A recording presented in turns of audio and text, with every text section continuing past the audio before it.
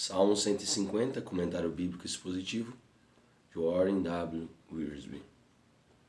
Ao ler e estudar os Salmos, nos deparamos com alegria e tristezas, com lágrimas e tribulações, com dores e prazeres. Mas o livro de Salmos termina com o mais excelso louvor. Assim como o livro de Apocalipse, que encerra o Novo Testamento, este último salmo diz ao povo de Deus: não se preocupem, é assim que a história vai terminar. Estaremos todos louvando ao Senhor. O verbo louvar é usado 13 vezes neste salmo e em 10 dessas ocasiões é de caráter imperativo: louvai. Cada um dos 4 livros anteriores de Salmos termina com uma bênção. Salmo 41, 13, Salmo 72, 18, versículo 19, Salmo 89, versículo 52, Salmo 106, versículo 48. Mas este último livro termina com um salmo inteiro dedicado ao louvor. Seguindo a mesma linha do Salmo 149, ele apresenta um resumo dos elementos essenciais da verdadeira adoração. Primeiro, o objeto da adoração, o Senhor. Salmo 150, versículo 1a e 6b. Aleluia. Aleluia. Louvai ao Senhor. Louvai-o a Jeová Yahvé. Yahvé é o nome do Senhor na aliança. Esse nome lembra que o Senhor nos ama e, em sua aliança, comprometeu-se a nos salvar, guardar, cuidar de nós e, no devido tempo, nos glorificar graças ao sacrifício de seu Filho, Jesus Cristo, na cruz. A nova aliança não foi selada com o sangue de sacrifícios de animais, mas sim com o precioso sangue de Cristo. Deus é o nome que se refere ao poder do Senhor. Elohim, o que lembra que Ele é capaz de cumprir tudo o que promete. O foco da adoração não é o adorador e suas necessidades. O objetivo da adoração é Deus, seu poder e sua glória. Sem dúvida, levamos nossos fardos e necessidades conosco ao santuário. 1 Pedro, capítulo 5, versículo 7. Mas concentramos nossa atenção no Senhor. Segundo, os lugares de adoração, o céu e a terra. Salmo 5, 150, versículo 1b. O firmamento é a vastidão do céu. Salmos 11, 4, Salmo 148, 1, Gênesis 1, 6. Onde os anjos e os espíritos dos justos aperfeiçoados. Salmo 148, versículo 1 ao 7, Hebreus 12, versículo 23. Adoram ao Senhor.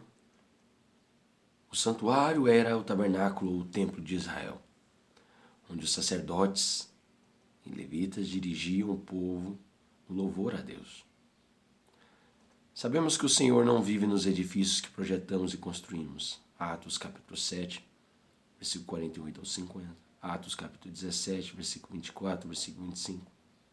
Mas não há nada de pecaminoso em separar um lugar totalmente dedicado à adoração do Senhor. A igreja primitiva reunia-se no templo, em cenáculos, nas casas de seus participantes e até mesmo em sinagogas. E, quando começaram a ser perseguidos, passaram a encontrar-se em cavernas e em catacumbas. As pessoas que não participavam de cultos públicos, usando como desculpas o fato de adorarem a Deus na natureza, precisavam ser lembrados de que o Deus da natureza revelou-se em Jesus Cristo e ordenou que nos reuníssemos com outros cristãos. Hebreus capítulo 10, versículo 25. Podemos elevar nosso coração ao Senhor em qualquer lugar que estivermos, pois nosso Deus enche os céus e a terra. Terceiro, os temas da adoração, os feitos e atributos de Deus, as virtudes de Deus, as perfeições de Deus. Salmo 150, versículo 2. O Antigo Testamento é um registro dos poderosos feitos de Deus em favor de Israel, seu povo escolhido. Dentre esses feitos, os mais notáveis são o êxodo do Egito, a conquista da terra prometida, a expansão do reino de Davi, a libertação dos judeus da Babilônia e a restauração de Israel como nação. Nos 4 evangelhos, vemos feitos de Deus realizados pelas mãos de Jesus Cristo, o Filho de Deus, enquanto em Atos e nas epístolas temos um relato dos poderosos feitos do Espírito Santo, realizados por meio do povo de Deus. Aquilo que Deus faz revela seu caráter, sua santidade, seu amor, sua sabedoria, seu poder, sua graça e assim por diante. Aquilo que o salmista chama de sua muita grandeza. A nação de Israel possuía um calendário de festas especiais que ajudavam o povo a lembrar quem Deus era e o que ele havia feito, Levíticos capítulo 23. E não há nada de errado em ter um calendário semelhante nas igrejas para os grandes acontecimentos no ministério de Cristo. Porém, devemos cuidar para não deixar que o uso rotineiro do calendário torne-se mais importante do que o significado dos dias, ou que a observação desses dias seja considerada um meio para alcançar a salvação. Romanos 14, 1 até Romanos 15, 13. Gálatas capítulo 4, do versículo 8 ao 10. Colossenses capítulo 2, do versículo 16, versículo 17. Não podemos sondar as profundezas de tudo o que Deus é, ou de tudo o que Ele faz. Salmo 106, versículo 2. Salmo 145, versículo 4, versículo 11, versículo 12. Por isso, nunca ficaremos entediados em nossa adoração eterna a Deus. Quarto, os meios de adorar, instrumentos musicais e vozes. Salmo 150, versículo 3 ao 6.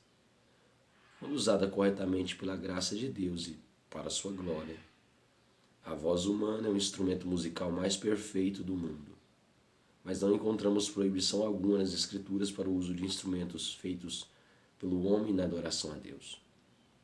No céu serão usados instrumentos, Apocalipse capítulo 5, versículo 8, Apocalipse capítulo 8, do versículo 6 ao 12, e também haverá cântico, Apocalipse capítulo 5, do versículo 9 ao 14, Apocalipse capítulo 6, versículo 12, Apocalipse capítulo 11, do versículo 16 ao 18, Apocalipse capítulo 15, do versículo 1 ao 4, Apocalipse capítulo 16, do versículo 5 ao 7, Apocalipse capítulo 19, do versículo 1 ao 9. Ao que parece, o salmista descreve uma orquestra constituída de instrumentos de corda, percussão e sopro. O shofar era uma trombeta ou chifre de carneiro, usado pelos sacerdotes levitas, Salmos 47, 6, Salmos 98, 6, com a harpa e a lira, ou o saltério, 1 Crônicas, capítulo 25, versículo 1. É bem provável que o aduf fosse um instrumento que conhecemos hoje como os tamborins. Costumava ser tocado por mulheres como acompanhamento de suas danças sacras. Êxodo capítulo 15, versículo 20, versículo 21. Há 2 tipos de símbolos, sendo que os pequenos sonoros emitem um som mais límpido e os maiores retumbantes emitem um som mais forte. O último versículo resume tudo.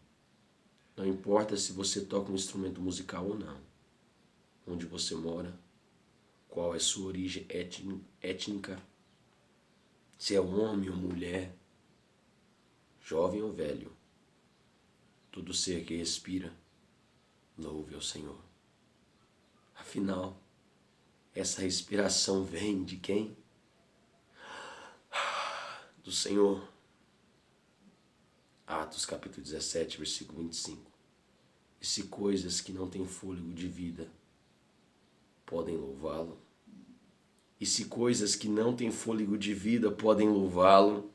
Salmo 148, versículo 8 e 9. certamente nós também podemos. Louvado seja o Senhor.